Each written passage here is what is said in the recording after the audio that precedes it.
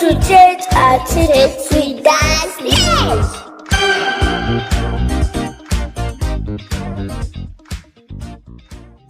Hello everyone, I'm Daseny and I welcome you to this week's episode of Tete with Daseny.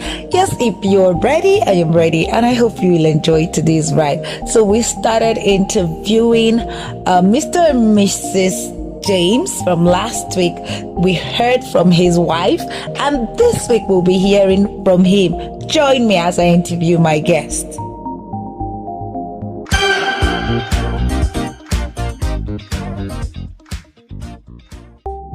Hey, sir. Welcome. Please, let's know you. Okay, my name, I'm James Sadiku Anu. All right. Okay, so for how long have you been married?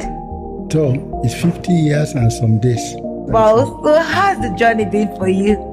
It has been good. It has been up and down, up and down. But because God has been in control, that's why I can say it has been good. It has been good. Interesting. So when you mix sweet into bitter, when you taste it, the sweetness will be pronounced in the mouth more than the bitterness.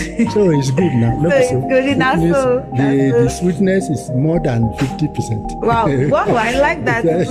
I can say more than 75%. Interesting. We'll do that experiment. Okay. So, Daddy, what has the experience been for you? What was that thing that has kept you going on in your marriage? So it is God. It's God, actually. You know, in the Beatitude, see Beatitude also. Blessed are those who are thirsty and hungry for righteousness' sake. Then this one I can say, blessed are those who are thirsty and hungry for a spouse. Wow, interesting. I think we'll quote Daddy. Wow. So if you were to advise fathers and husbands, what will you say to them, right? What I will say is that if you are not thirsty and hungry for a spouse, don't go for it. Why do you go for it? You are not thirsty and hungry for a spouse, for a husband or for a wife. Why do you go for it? You go for it because your mates are getting married, this and that, and so that is not enough reason. So let you be thirsty and hungry for a wife before you can go for it. That is my advice. Straight to the point. Interesting. So now, what was that thing that caused conflict? Let me use that word. Because for some couple is in the area of discipline. How were you able to balance that in your home? So the discipline, actually, women are more sympathetic than men. I'm not trying to favor you. Women are more sympathetic. They don't want anything to touch their children. In most cases, it has been when I want to beat, this one will say, this one too much, and so on. So this is too much. So that is women for you. They are more sympathetic. Actually, it has been a problem, just small problem.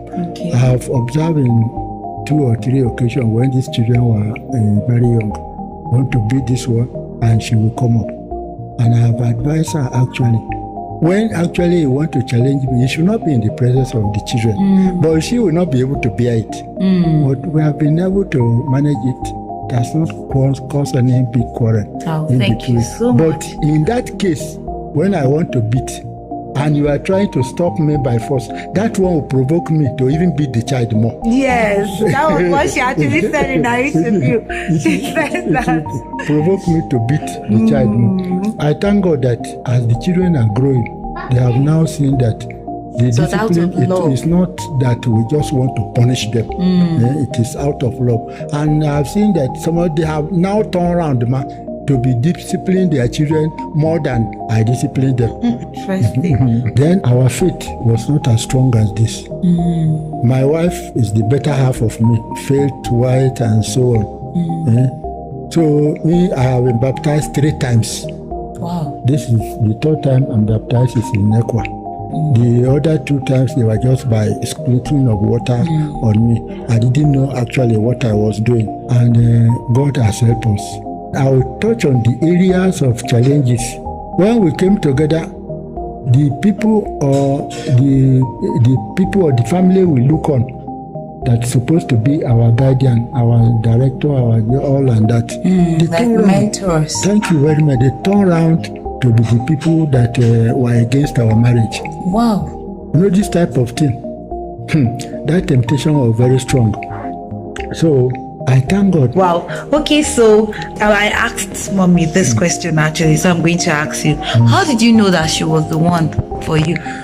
Okay, when you are thirsty and hungry for a food, That's the foundation. if you see the food, will you know it? You will eat it.